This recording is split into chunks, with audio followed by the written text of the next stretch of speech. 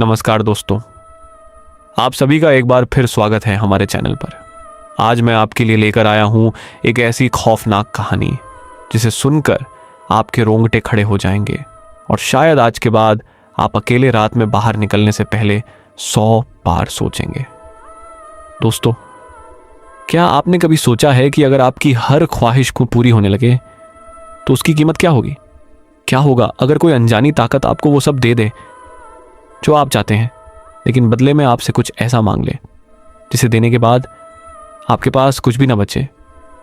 आज की कहानी है यशपाल की। एक ऐसा इंसान जिसने लालच में आकर एक यक्षिणी से सौदा कर लिया। शुरुआत में सब कुछ किसी सपने जैसा था। हर ख्वाहिश पूरी हो रही थी, हर मुश्किल आसान हो रही थी, लेकिन यशपाल ये नहीं जानता था कि यह सौदा उसे एक ऐसे अंधेरे रास्ते पर ले जा रहा है जहां से वापस लौटना नामुमकिन है, क्योंकि हर ख्वाहिश की एक कीमत होती है और इस बार कीमत बहुत ज़्यादा थी। जब यशपाल को अपनी गलती का एहसास हुआ और उसने इस खतरनाक खेल को ख़त्म करने की कोशिश की, तब उस यक्षिणी ने उससे उसकी सबसे प्यारी चीज़ छीन ली। अब उसके पास सिर्फ एक ही रास्ता बचा है, उस रहस्यमयी काली किताब को ढूंढना जो इस दुष्ट आत्मा को उसके लोक में वापस भेज सकती है। लेकिन क्या वो किताब उसे मिल पाएगी? और अगर मिल भी गई तो क्या तब तक बहुत देर हो चुकी होगी? अगर आपका दिल कमज़ोर है तो इस कहानी को अकेले मत सुनिएगा, क्योंकि आगे जो होने वाला है वो सिर्फ डर नहीं बल्कि एक खौफनाक अनुभव है। तो दोस्तों, अगर आप हमारे चैनल पर नए हैं तो चैनल को सब्सक्राइब करके बेल आइकॉन ज़रूर ऑन कर लीजिए, ताकि हमारी हर खौफनाक कहानी सबसे पहले आप तक पहुंचे। और अब बिना किसी देरी के चलिए शुरू करते हैं आज की ये खौफनाक कहानी। काली अमावस्या की वो रात, सन्नाटा इतना गहरा था जैसे पूरी दुनिया थम सी गई हो। ऊटी के उस भयानक जंगल में ठंडी हवाएं चीख रही थीं। चारों तरफ घना कोहरा फैला हुआ था और ऊंचे ऊंचे पेड़ ऐसे खड़े थे जैसे किसी अनजाने रहस्य के गवाह हों। जंगल में जंगली जानवरों की आवाजें गूंज रही थीं जो उस सन्नाटे को और भी डरावना बना रही थी। और उसी डरावने माहौल के बीच 28 साल का एक नौजवान यशपाल चुपचाप खड़ा आसमान की तरफ देख रहा था। उसकी आंखों में डर भी था, पछतावा भी, और एक ऐसा राज जो उसकी जिंदगी हमेशा के लिए बदलने वाला था। उसके खड़े होने के अंदाज से साफ लग रहा था जैसे उसे न जंगली जानवरों का डर था और ना ही उस भयानक माहौल का कोई असर। यशपाल की आंखों में आंसू थे और उसका चेहरा गहरी सोच में डूबा हुआ था, मानो वह जिंदगी और मौत के बीच कहीं अटक गया हो। तभी अचानक उसे महसूस हुआ जैसे कोई चीज उसके सामने से बिजली की रफ्तार से गुजरी हो। एक तेज बर्फ जैसी ठंडी हवा का झोंका उसके चेहरे से टकराया और वह झटके से अपनी सोच से बाहर आ गया। उसका दिल जोर जोर से धड़कने लगा। वह घबराकर इधर उधर देखने लगा। तभी उसकी नजर सामने पड़ी एक पीपल का पेड़ जो घने अंधेरे और कोहरे के बीच अजीब सी हल्की रोशनी में चमक रहा था। वो पेड़ बेहद पुराना था। उसकी मोटी मोटी टेढ़ी शाखाएं जमीन तक झुकी हुई थीं, जैसे किसी को अपनी गिरफ्त में लेने के लिए फैल रही हो। और उस पेड़ के नीचे एक तांत्रिक बैठा था, आंखें बंद, गले में इंसानी हड्डियों की माला और उसके चारों ओर बना हुआ एक बड़ा सा गोल घेरा। वह लगातार धीमी आवाज में मंत्रोच्चार कर रहा था, जिसकी गूंज उस सन्नाटे में और भी डरावनी लग रही थी। यशपाल धीरे धीरे पीछे हटने ही वाला था कि अचानक उसका पैर एक पत्थर से टकराया और वह लड़खड़ाते हुए सीधे उस तांत्रिक के बनाए हुए घेरे के अंदर जा गिरा। जैसे ही घेरा टूटा, मंत्रों की आवाज एकदम थम गई। तांत्रिक ने झटके से अपनी आंखें खोली। उसकी आंखें लाल अंगारों की तरह चमक रही थीं। वह क्रोध से कांपता हुआ खड़ा हो गया और गुस्से से यशपाल को घूरते हुए गरजा, मूर्ख लड़के, तूने ये क्या कर दिया? बरसों की मेरी साधना बस कुछ ही क्षणों में पूरी होने वाली थी। मैं उस द्वार को खोलने ही वाला था, लेकिन तेरी वजह से सब नष्ट हो गया। उसकी आवाज में ऐसा क्रोध था कि आसपास की हवा तक भारी हो गई थी। वह आगे बढ़ा और बोला, चाहूँ तो इसी वक्त तुझे मार सकता हूँ, लेकिन नहीं, मैं तुझे इतनी आसान मौत नहीं दूंगा। मैं तुझे ऐसा श्राप दूंगा जिसका अंजाम तेरी आने वाली पीढ़ियां भी भुगतेंगी। तांत्रिक की लाल आंखों को देखकर यशपाल बुरी तरह कांप उठा, लेकिन फिर भी कंपाती आवाज में बोला, इससे अच्छा तो बाबा आप मुझे अभी मार ही दीजिए, मैं तो यहां मरने ही आया हूं। तांत्रिक ने भौहें सिकोड़ते हुए पूछा, अगर मरना ही था तो कोई और आसान तरीका चुन लेता, जहर खा लेता, किसी गाड़ी के नीचे आ जाता। इस जंगल में आने की क्या जरूरत थी? यशपाल की आंखों में फिर से आंसू भर आए। वह धीमी आवाज में बोला, जीते जी तो मैं किसी के काम नहीं आ सका, सोचा मरने के बाद कम से कम किसी जंगली जानवर के ही काम आ जाऊं। इतना सुनते ही तांत्रिक कुछ पल के लिए चुप हो गया। वह यशपाल की आंखों में गहराई से झांकने लगा और उसने देखा वहां डर नहीं था, बस दर्द था और मरने की एक सच्ची चाह। यह देखकर तांत्रिक की आंखों में एक अजीब सी चमक उभरी और उसके होंठों पर धीरे धीरे एक कुटिल मुस्कान तैर गई। तांत्रिक ने यशपाल को गौर से देखा और धीमी भारी आवाज में बोला, तू इस संसार का ठुकराया हुआ इंसान लगता है। कुछ पल की खामोशी के बाद वह फिर बोला, जो लोग इस दुनिया से तंग आ जाते हैं और जिनकी आंखों में मौत का खौफ नहीं बचता, वही लोग सबसे खतरनाक और सबसे ताकतवर बनते हैं। यशपाल हल्का सा हंसा, लेकिन उसकी हंसी में दर्द साफ झलक रहा था। कहाँ के ताकतवर बाबा, मैं तो हर मोड़ पर हारा हूं, हर जगह, हर किसी से। उसकी आवाज भर्रा गई। गरीब अनाथालय में आंख खुली। जिंदगी ने कभी साथ नहीं दिया। एक लड़की थी जिसे मैं सबसे ज्यादा चाहता था, वो भी मुझे छोड़कर चली गई। उसने मुट्ठियां भींच ली। कर्जदार पीछे पड़े हैं और अब जीने की कोई वजह भी नहीं बची। तांत्रिक कुछ पल चुप रहा, फिर उसके चेहरे पर एक रहस्यमयी मुस्कान आई। अगर तू चाहे तो इस दुनिया का हर सुख पा सकता है। यशपाल ने हैरानी से उसकी तरफ देखा। धन दौलत, नौकर चाकर, बंगले, गाड़ियां, जो चाहे सब कुछ। ये सुनते ही यशपाल की बुझी हुई आंखों में पहली बार एक चमक लौटी। क्या ये सच में मुमकिन है बाबा? तांत्रिक मुस्कुराया। तंत्र साधना में कुछ भी असंभव नहीं होता। बस यही वो पल था जब यशपाल के अंदर लालच ने जन्म लिया और तुरंत बोला, मुझे क्या करना होगा? तांत्रिक ने धीरे से अपना हाथ पीछे बढ़ाया और एक पुरानी धूल से ढकी किताब निकालकर यशपाल की ओर बढ़ा दी। यशपाल ने जैसे ही किताब को हाथ में लिया, वह हैरान रह गया। उसके कवर पर एक बेहद सुंदर स्त्री का चित्र बना हुआ था, लेकिन उसकी आंखों में कुछ अजीब, कुछ डरावना था। किताब का नाम था यक्षिणी। तांत्रिक ने गहरी आवाज में कहा, इस किताब ने बड़े बड़े लोगों की किस्मत बदली है। तुझे यक्षिणी साधना करनी होगी, कर पाएगा? यशपाल ने बिना एक पल गंवाए जवाब दिया। जिस दुनिया ने मुझे ठुकराया है, उसे नीचा दिखाने के लिए मैं कुछ भी कर सकता हूं। तांत्रिक जोर से हंसा। तो जा और ठीक वहीं बैठ जा जहां मैं अभी बैठा था। यशपाल किताब लेकर उस घने पीपल के पेड़ के नीचे जाकर बैठ गया। तांत्रिक की आवाज फिर गूंजी, इस किताब के 12वें पन्ने पर मंत्र हैं।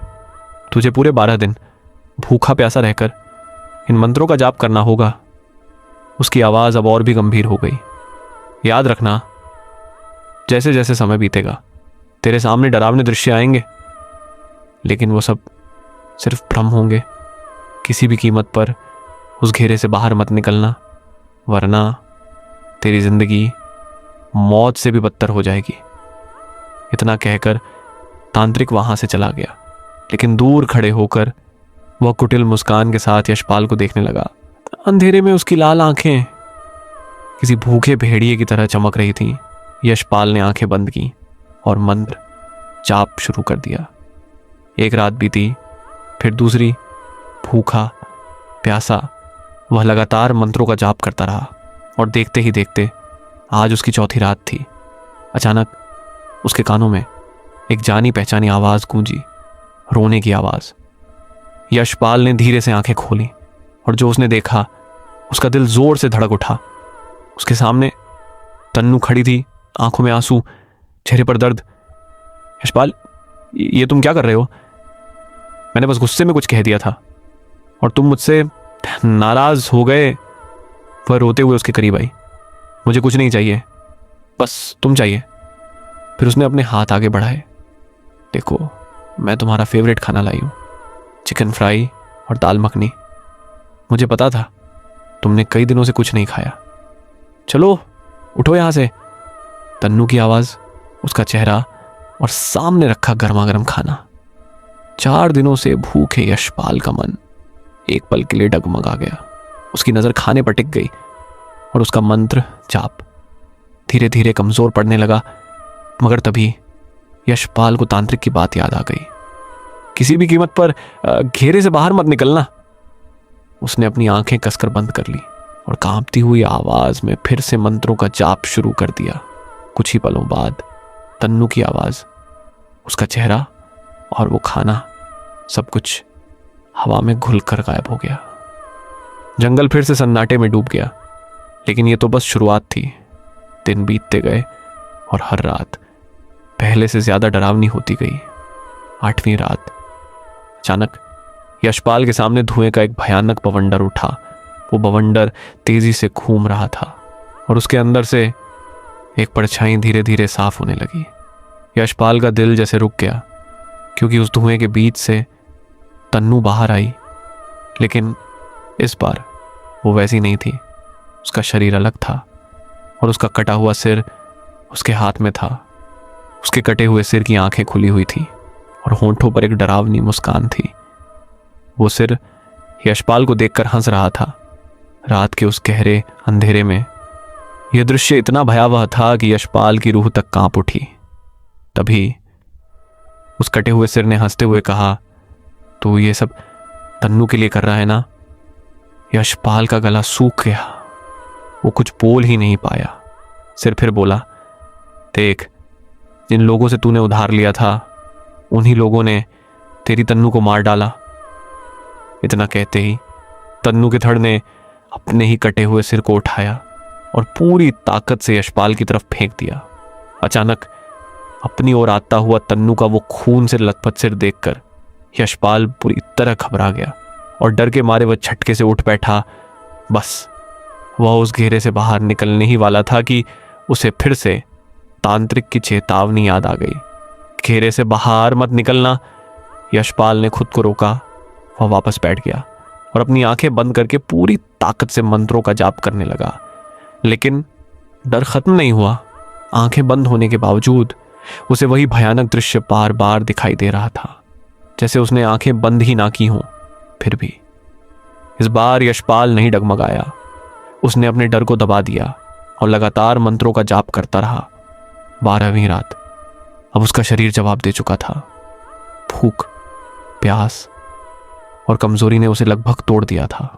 उसके होंठ सूख चुके थे, आवाज धीमी पड़ चुकी थी, लेकिन फिर भी वह लड़खड़ाते हुए मंत्रों का जाप करता जा रहा था। तभी अचानक उसके कानों में एक बेहद मधुर और सुरीली आवाज गूंजी, आंखें खोलो यशपाल, तुम्हारी साधना सफल हो चुकी है। यशपाल ने धीरे धीरे अपनी आंखें खोली और जो उसने देखा, उसकी सांसें थम गई। उस गोल घेरे के अंदर एक बेहद सुंदर स्त्री बैठी थी। उसकी आंखें सीधे यशपाल को घूर रही थी। उसकी सुंदरता अलौकिक थी, इतनी मोहक कि यशपाल अपनी सारी पीड़ा, अपनी भूख, अपनी प्यास, सब कुछ भूल गया। वह बस उसे देखता ही रह गया। धीरे से उसके होंठ हिले। तुम कौन हो? स्त्री मुस्कुराई और बोली, यक्षिणी। ये सुनते ही यशपाल के दिमाग में तांत्रिक की कही हुई बात गूंज उठी। 12वीं रात को यक्षिणी प्रकट होगी। अब सब कुछ सच हो चुका था। यशपाल पूरी तरह उसकी खूबसूरती में खो चुका था। वह खुद को रोक ही नहीं पा रहा था। तभी यक्षिणी ने धीमे से कहा, मैं आ गई हूं यशपाल, आज से मैं हमेशा तुम्हारे साथ रहूंगी। और उसके होंठों पर धीरे धीरे एक रहस्यमयी और खतरनाक मुस्कान फैल गई। मैं तुम्हारी हर इच्छा पूरी करूंगी। यक्षिणी की मीठी लेकिन रहस्यमय आवाज पूरे माहौल में गूंज उठी। यशपाल ने उसकी आंखों में देखते हुए पूछा, क्या मैं तुमसे जो भी मांगूंगा तुम सच में वो सब लाकर दोगी? यक्षिणी हल्का सा मुस्कुराई। हाँ यशपाल, आज के बाद तुम जिस भी चीज की इच्छा करोगे वो सब तुम्हारे कदमों में होगा। वह थोड़ा रुकी, सिवाय एक इच्छा के। यह सुनते ही यशपाल चौंक गया। कौन सी इच्छा? यक्षिणी ने उसकी आंखों में गहराई से देखा और धीमे से बोली, वो मैं तुम्हें सही समय आने पर बताऊंगी। इसके बाद उसकी आवाज अचानक गंभीर हो गई। लेकिन मेरी भी कुछ शर्तें हैं। क्या तुम मेरी हर शर्त मानोगे? यशपाल, जो पहले ही उसकी खूबसूरती में खो चुका था और जिसके दिमाग में तांत्रिक की बात गूंज रही थी, जो भी शर्तें रखे मान लेना, उसने बिना सोचे समझे कहा, हाँ मुझे तुम्हारी हर शर्त मंजूर है। बस यही वो पल था जब यशपाल ने अपनी किस्मत खुद अपने हाथों से लिख दी।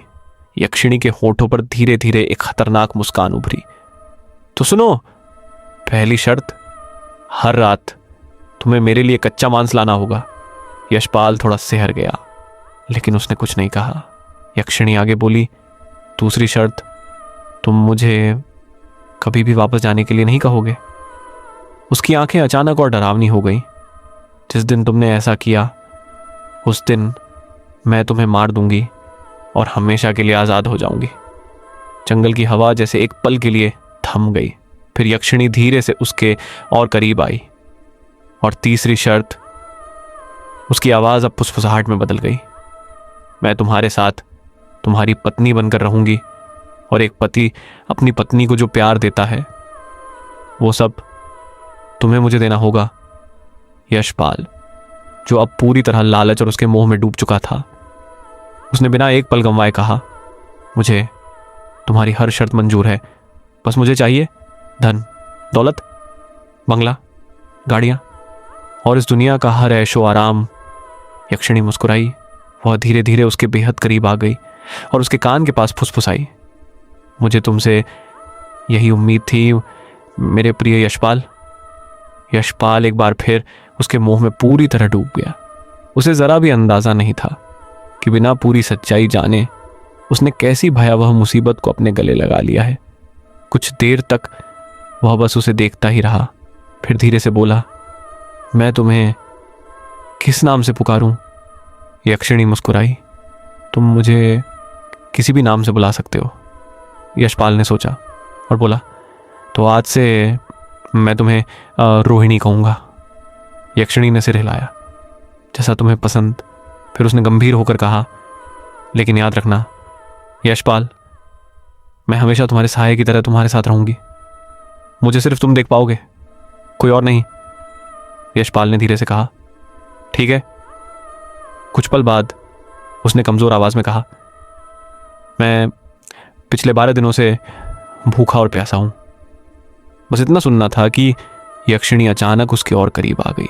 उसकी पकड़ ठंडी लेकिन अजीब तरह से मजबूत थी और वह उसे अपने आगोश में भरते हुए बोली, अब तुम्हें किसी चीज की कमी नहीं होगी। लेकिन उसकी आंखों में चमक कुछ और ही कहानी बयां कर रही थी। तभी अचानक एक तेज बर्फ जैसी ठंडी हवा का बवंडर उठा। काली अमावस्या की उस रात में वो बवंडर पूरे जंगल को हिलाकर रख दे रहा था। पेड़ जोर जोर से हिलने लगे, पत्तों की सरसराहट चीखों जैसी लगने लगी। जंगल के जानवर बेचैन हो उठे। दूर कहीं से भेड़ियों के झुंड की डरावनी हुआ की आवाजें गूंजने लगीं और देखते ही देखते वो बवंडर और भी भयानक हो गया। उसके बीच में खड़े यशपाल और यक्षिणी धीरे धीरे उस घूमते हुए अंधेरे में समाने लगे। यशपाल कुछ समझ पाता उससे पहले ही दोनों उस बवंडर में पूरी तरह गायब हो गए। अचानक जैसे कुछ हुआ ही ना हो, बवंडर थम गया, हवा शांत हो गई और पूरे जंगल में एक अजीब सा भयानक सन्नाटा फैल गया। अब वहां कोई नहीं था सिवाय एक शख्स के, जो पेड़ के पीछे खड़ा सब कुछ देख रहा था। उसकी आंखें अंधेरे में किसी भेड़ी की तरह चमक रही थी। वह धीरे धीरे बाहर आया और चांद की हल्की रोशनी में उसका चेहरा साफ हुआ। वह वही तांत्रिक था जिसने यशपाल को वो प्राचीन किताब दी थी। उसके चेहरे पर एक गहरी कुटिल मुस्कान फैल गई। वह धीमे धीमे कदम बढ़ाता हुआ उस जगह पहुंचा जहां कुछ देर पहले यक्षिणी साधना हो रही थी। उस टूटे हुए घेरे के बीच वो प्राचीन किताब अब भी पड़ी थी जिसे यशपाल यक्षिणी के मोह में भूल चुका था। तांत्रिक झुका और धीरे से उस किताब को उठा लिया। जैसे ही उसने किताब को हाथ में लिया, उसकी आंखों में एक खतरनाक चमक उभरी। उसने हल्की हंसी हंसी और बुदबुदाया, खेल अब शुरू हुआ है। अचानक एक तेज हवा का झोंका आया और अगले ही पल वह तांत्रिक वहीं से गायब हो चुका था। लेकिन उस भयानक जंगल की कहानी यहीं खत्म नहीं हुई थी। उसी पीपल के पेड़ से कुछ दूरी पर एक साधु अपने शिष्य के साथ आंखें बंद किए ध्यान में लीन बैठा था। उनके सामने अग्नि जल रही थी और उस अग्नि के ऊपर एक मिट्टी की मटकी टंगी हुई थी। चारों ओर शांति थी। अचानक धड़ाम, एक जोरदार धमाके के साथ वो मटकी फूट गई और उसके टुकड़े चारों ओर बिखर गए। साधु ने घबराकर तुरंत अपनी आंखें खोल दी। उसके चेहरे पर डर साफ झलक रहा था। वह जोर से चिल्लाया, अनर्थ, अनर्थ हो गया। उसकी आवाज में ऐसा भय था कि उसका शिष्य भी कांप उठा। यह असंभव है, किसी ने बहुत बड़ा अनर्थ कर दिया है। शिष्य नारायण, जो अब तक शांत बैठा था, घबराकर अपने गुरु के पास आया। गुरुजी, क्या हुआ? आप इतने डरे हुए क्यों हैं? मैंने आपको कभी इस तरह घबराया हुआ नहीं देखा। साधु रघुनाथ बाबा कुछ पल तक चुप रहे, फिर भारी आवाज में बोले, कुछ भी ठीक नहीं है नारायण, मुझे एक भयानक अनहोनी का आभास हो रहा है। नारायण ने डरते हुए पूछा, कैसी अनहोनी गुरुजी? रघुनाथ बाबा की नजर टूटे हुए मटके के टुकड़ों पर पड़ी। उन्होंने कांपती आवाज में कहा, तूने देखा नहीं, यह मटकी अपने आप इस तरह नहीं टूटती। कुछ देर पहले जो तूफान उठा था वो कोई साधारण तूफान नहीं था। उनकी आंखें गहरी हो गईं। वो एक भयानक शक्ति के जागने का संकेत था। आग की लपटें अचानक तेज हो उठी और हवा फिर से भारी होने लगी। रघुनाथ बाबा ने धीरे से कहा, विनाश अब शुरू हो चुका है। उनकी आंखें और गहरी हो गईं। उन्होंने धीमे लेकिन कांपती हुई आवाज में कहा, इस धरती पर कोई ऐसी शक्ति आ चुकी है जो इस दुनिया की नहीं है। नारायण का दिल धक से रह गया। मैं आपकी बात समझ नहीं पा रहा हूं गुरुजी। रघुनाथ बाबा ने उसकी ओर देखा। मेरा मतलब है, किसी ने किसी दूसरे लोक के प्राणी को अपने स्वार्थ के लिए इस धरती पर बुलाया है। नारायण के चेहरे पर डर साफ झलक रहा था। लेकिन गुरुदेव, उस प्राणी का इस मटकी के टूटने से क्या संबंध? रघुनाथ बाबा धीरे धीरे उस टूटी हुई मटकी के पास गए। उन्होंने एक टुकड़ा उठाया और गहरी नजरों से उसे देखते हुए बोले, यह कोई साधारण मटकी नहीं थी। इसमें ऐसी दिव्य शक्ति बंधी थी कि इस धरती की सबसे बुरी शक्तियां भी इसे छू तक नहीं सकती थी। उन्होंने टुकड़ा नीचे फेंक दिया। लेकिन इसका टूटना यह संकेत है कि कोई ऐसी शक्ति यहां आई है जो इस धरती की सीमाओं से परे है। हवा अचानक भारी हो गई। नारायण ने डरते हुए पूछा, लेकिन हम कैसे पता लगाएंगे कि वह शक्ति कौन है, कहां से आई है और उसे किसने बुलाया है? रघुनाथ बाबा की आंखों में अब एक दृढ़ता थी। पता लगाना होगा, क्योंकि जब जब किसी दूसरे लोक की पूरी शक्ति इस धरती पर आई है, वह अपने साथ सिर्फ विनाश लाई है। नारायण घबराकर बोला, तो हम क्या करेंगे गुरुजी? रघुनाथ बाबा ने गहरी सांस ली। सच जानने के लिए हमें भी किसी दूसरी दुनिया के प्राणी को बुलाना होगा। यह सुनते ही नारायण के पैरों तले जमीन खिसक गई। लेकिन रघुनाथ बाबा अब निर्णय ले चुके थे। उन्होंने अपनी झोली में हाथ डाला और एक मुट्ठी श्मशान की राख निकालकर जमीन पर फेंक दी। जैसे ही राख ने जमीन को छुआ, अचानक चारों तरफ भयानक हवाओं का शोर गूंजने लगा। पेड़ जोर जोर से हिलने लगे और जमीन धीरे धीरे कांपने लगी। नारायण डर के मारे पीछे हटने ही वाला था कि रघुनाथ बाबा ने सिर्फ आंखों के इशारे से उसे रोक दिया। नारायण वहीं जम गया। कुछ ही पलों में जहां राख गिरी थी, वह जमीन फट गई और उस दरार से काला धुआं बाहर निकलने लगा। धीरे धीरे वह धुआं एक आकार लेने लगा, एक परछाई जिसका कोई स्पष्ट चेहरा नहीं था, लेकिन उसकी आंखें लाल जलते हुए अंगारों जैसी थीं। वह परछाई रघुनाथ बाबा को घूरने लगी और फिर एक गूंजती हुई डरावनी आवाज आई, क्यों बुलाया है मुझे।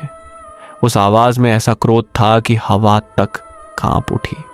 नारायण का गला सूख गया, लेकिन रघुनाथ बाबा बिना डरे बोले, कुछ ही देर पहले इस धरती पर एक शक्तिशाली ऊर्जा का आगमन हुआ है। वह शक्ति इस दुनिया की नहीं है। उन्होंने अपनी नजरें उस परछाई पर टिकाई। मुझे बता, उसे किसने बुलाया है और उसका उद्देश्य क्या है। कुछ पल की खामोशी छाई और फिर अचानक वह परछाई जोर जोर से हंसने लगी। हा हा हा हा हा। उसकी हंसी इतनी भयानक थी कि पूरा जंगल कांपने लगा। नारायण को लगा जैसे जमीन उसके पैरों के नीचे से खिसक रही हो। परछाई ने हंसते हंसते कहा, तुम इंसान हमेशा वही गलती करते हो, जिसे समझ नहीं सकते उसे छेड़ देते हो। उसकी आंखें और भी लाल हो गईं। जिसे तुमने जगाया है वो सिर्फ एक शक्ति नहीं, विनाश का आरंभ है। हवा अचानक और ठंडी हो गई और आग की लपटें एकदम ऊंची उठने लगी। कहानी अब और भी गहरी और खतरनाक होती जा रही थी। अचानक उस परछाई की हंसी एकदम से थम गई। पूरा माहौल फिर से भारी सन्नाटे में डूब गया। वह धीरे धीरे रघुनाथ बाबा के करीब आई, इतनी करीब कि उसकी लाल जलती आंखें सीधे बाबा के चेहरे के सामने थीं। और फिर उसने भारी गूंजती आवाज में कहा, जिसे आना था वो इस लोक में आ चुका है। हवा अचानक ठंडी हो गई। अब तुम क्या कर लोगे? उसकी आवाज और भी गहरी हो गई। तुम अब कुछ नहीं कर सकते, क्योंकि वो तुमसे कहीं ज्यादा ताकतवर है। नारायण का दिल जोर जोर से धड़कने लगा, लेकिन रघुनाथ बाबा अब भी शांत खड़े थे। उन्होंने दृढ़ आवाज में कहा, मुझे क्या करना है और क्या नहीं, इसका ज्ञान देने की जरूरत नहीं है। मैंने जो पूछा है बस वही बता। कुछ पल के लिए दोनों के बीच खामोशी छा गई। फिर अचानक वह परछाई और भी करीब आ गई और उसके कान के पास झुककर फुसफुसाई, यक्षिणी। नारायण के शरीर में सिहरन दौड़ गई। परछाई फिर बोली, किसी ने यक्षिणी की साधना की है। यह सुनते ही रघुनाथ बाबा के चेहरे का रंग बदल गया। उनके माथे पर चिंता की गहरी लकीरें उभर आईं। उन्होंने तुरंत कहा, यह असंभव है। यक्षिणी साधना कोई साधारण क्रिया नहीं। इसके लिए हजारों साल पुराना दुर्लभ पीपल का वृक्ष चाहिए और उस प्राचीन काली किताब के मंत्र। उन्होंने गंभीर होकर कहा, वो किताब तो हजारों साल पहले नष्ट कर दी गई थी। परछाई ने धीमी खतरनाक हंसी हंसी, नष्ट नहीं, वो किताब नष्ट नहीं हुई थी, उसे छुपा दिया गया था। रघुनाथ बाबा की आंखें फैल गईं। क्या? परछाई बोली, और किसी ने उसे ढूंढ लिया है। वो प्राचीन पीपल का वृक्ष इसी जंगल में मौजूद है और उसी के नीचे द्वार खोला गया है। हवा फिर से तेज चलने लगी। रघुनाथ बाबा ने गंभीर स्वर में पूछा, कौन है वो मूर्ख जिसने ये सब किया? परछाई कुछ पल चुप रही, फिर बोली, इससे ज्यादा मैं तुम्हें कुछ नहीं बता सकता। और अगले ही पल वो काला धुआं फिर से बिखरने लगा और देखते ही देखते वह परछाई जमीन के अंदर समा गई। चारों तरफ एक बार फिर गहरा सन्नाटा छा गया। आग की लपटें धीमी हो गईं। नारायण डर के मारे कांप रहा था। उसने धीमे से पूछा, गुरुजी, अब हम क्या करेंगे? रघुनाथ बाबा ने गहरी सांस ली। उनकी आवाज में अब चिंता साफ झलक रही थी। यक्षिणी साधना उस काली किताब के मंत्रों से की गई है। उस किताब में दूसरी दुनिया के द्वार खोलने के मंत्र लिखे हैं। उन्होंने दूर अंधेरे में देखते हुए कहा, और किसी मूर्ख ने वो द्वार खोल दिया है। हवा फिर से भारी हो गई। अब सिर्फ यक्षिणी ही नहीं, उसके पीछे यक्ष भी इस दुनिया में आने लगेंगे। नारायण के चेहरे से खून उतर गया। यक्ष? रघुनाथ बाबा ने गंभीर होकर कहा, हाँ, और अगर हमने इसे जल्द नहीं रोका तो इस धरती पर निर्दोष लोगों के खून के ढेर लग जाएंगे। कुछ पल की खामोशी छा गई। फिर उन्होंने दृढ़ आवाज में कहा, हमें इसे रोकना ही होगा। आधी रात का समय, चारों तरफ घना कोहरा फैला हुआ था। हवा में नमी थी। लगता था कुछ देर पहले ही बारिश हुई है। सड़क पूरी तरह सुनसान थी और उसी सड़क पर एक बाइक तेज रफ्तार से दौड़ रही थी। बाइक चला रहा था इंस्पेक्टर संत ब्रजेश शर्मा।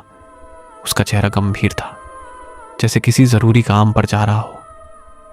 अचानक उसे ऐसा महसूस हुआ जैसे कोई चीज उसकी बाइक के सामने से बिजली की रफ्तार से गुजरी हो। उसने तुरंत ब्रेक लगाया। छू! बाइक सड़क पर घिसटती हुई रुक गई। ब्रजेश का दिल तेज धड़कने लगा। उसने घबराकर आगे देखा, लेकिन सामने कोई नहीं था, सिर्फ घना कोहरा और डरावना सन्नाटा। लेकिन उसे साफ महसूस हो रहा था कि वहां कोई था जो उसे देख रहा था। इंस्पेक्टर ब्रजेश शर्मा ने फुर्ती से ब्रेक दबाए। चूं! अचानक ब्रेक लगने से बाइक का संतुलन बिगड़ गया और वह सड़क पर घिसटती हुई ब्रजेश के साथ गिर पड़ी। कुछ पल तक वह जमीन पर पड़ा संभलने की कोशिश करता रहा। उसका दिल तेजी से धड़क रहा था। वह उठते हुए जोर से चिल्लाया, कौन है वहां? सामने आओ। जवाब में सिर्फ सन्नाटा। लेकिन अगले ही पल ठंडी हवाएं तेज हो गई, इतनी तेज कि पेड़ झूमने लगे। मौसम का यह अचानक बदलना ब्रजेश को अजीब लगा। वह चौकन्ना होकर चारों ओर देखने लगा और तभी उसकी नजर सामने पड़ी। कोहरे के बीच एक लड़की खड़ी थी। काले रंग की साड़ी में उसकी खूबसूरती असामान्य थी, मानो वो इस दुनिया की ही ना हो। ब्रजेश कुछ पल के लिए उसे देखता ही रह गया, फिर खुद को संभालते हुए बोला, कौन हो तुम? और इतनी रात में सुनसान सड़क पर अकेली क्या कर रही हो? लड़की धीरे धीरे उसकी तरफ बढ़ने लगी। उसकी चाल में एक अजीब सा आकर्षण था। वह करीब आई और ब्रजेश को गहरी वासना भरी नजरों से देखने लगी। ब्रजेश का दिमाग जैसे सुन्न हो गया। वह उसकी खूबसूरती में खोता जा रहा था। फिर भी उसने पूछा, तुमने मेरे सवाल का जवाब नहीं दिया। क्या नाम है तुम्हारा? लड़की के होठों पर हल्की मुस्कान आई। मेरे कई नाम हैं। वह और करीब आई। लेकिन तुम्हारी दुनिया के लोग।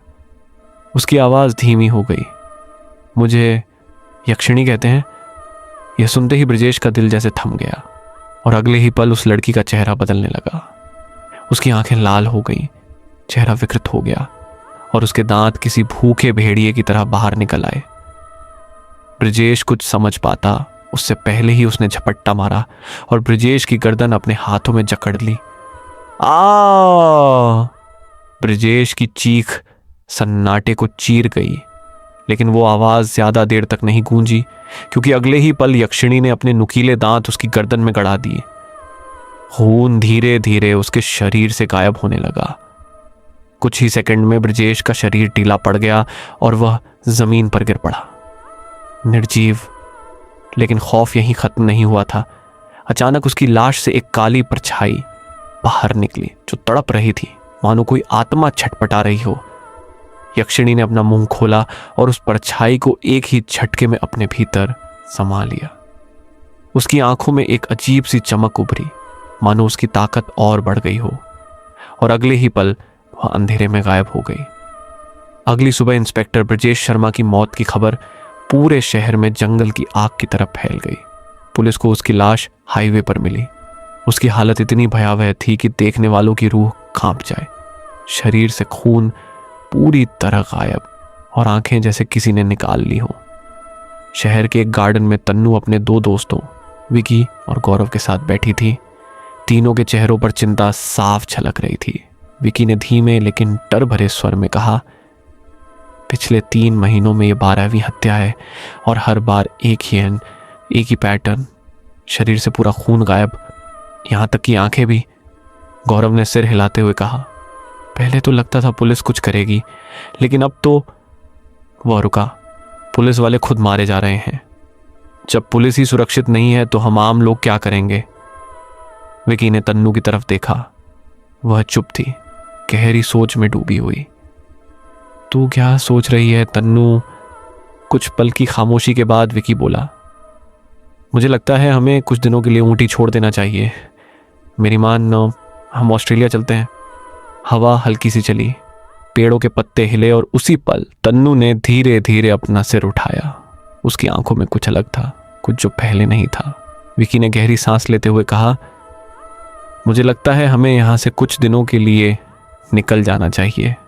गौरव ने तुरंत सहमति में सिर हिलाया। हाँ, विकी सही कह रही है। जब तक ये सब खत्म नहीं हो जाता हमें कहीं और चले जाना चाहिए। दोनों की बातें सुनकर तन्नू ने धीरे धीरे उनकी ओर देखा। उसकी नजरें ठंडी और थोड़ी अजीब थीं। तुम दोनों जानते हो, मैं यशपाल के बिना कहीं नहीं जाऊंगी। विकी ने भौहें चढ़ाई। लेकिन झगड़ा तो तूने ही किया था। उस रात तूने उसके साथ बहुत बुरा बर्ताव किया था। बेचारा नाराज होकर चला गया और आज तक वापस नहीं आया। तन्नू की आंखों में हल्का पछतावा उभरा। हाँ, मैं उस वक्त नशे में थी, मुझे नहीं पता था वो मेरी बात को इतना सीरियस ले लेगा। गौरव ने सुझाव दिया, अगर तुझे इतनी फिक्र है तो उसके घर जाकर देख क्यों नहीं लेती। तन्नू ने तुरंत सिर हिलाया। नहीं यार, मेरी हिम्मत नहीं होती। फिर उसने दोनों की ओर देखा। तुम लोग भी मेरे साथ चलो। विकी ने तुरंत हाथ खड़े कर दिए। ना बाबा, मैं उस भिखारी के घर नहीं जाने वाली। गौरव भी चुप रहा। अब तन्नू के पास कोई और रास्ता नहीं था। उसने अकेले जाने का फैसला कर लिया। शाम का समय, आसमान में काले बादल छाए हुए थे, हवा में ठंडक और नमी थी। तन्नू अपनी कार चलाते हुए यशपाल के घर की ओर बढ़ रही थी। कुछ देर बाद उसकी कार धीरे धीरे रुक गई और जैसे ही उसने बाहर देखा, वह सन्न रह गई। जहां पहले एक टूटा फूटा छोटा सा घर हुआ करता था, वहां अब एक भव्य आलीशान कोठी खड़ी थी। इतनी बड़ी, इतनी शानदार कि वो किसी राजा का महल लग रही थी। तन्नू हैरानी से बुदबुदाई, यहां तो यशपाल का घर था। 3 महीने में ये सब कैसे? वह अभी भी उस कोठी को देख ही रही थी कि अचानक गेट के पास एक परछाई दिखाई दी। वो परछाई कुछ पल के लिए रुकी और फिर तेजी से अंदर चली गई। तन्नू का दिल जोर से धड़कने लगा, लेकिन इस बार वह पीछे नहीं हटी। उसने हिम्मत जुटाई और धीरे धीरे कोठी के अंदर कदम रख दिया। अंदर का नजारा देखकर उसकी आंखें फटी की फटी रह गई।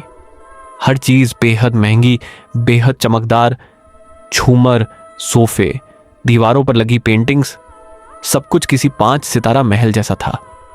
तन्नू अभी ये सब देख ही रही थी कि अचानक उसे पीछे से कदमों की आहट सुनाई दी। धीमी लेकिन साफ।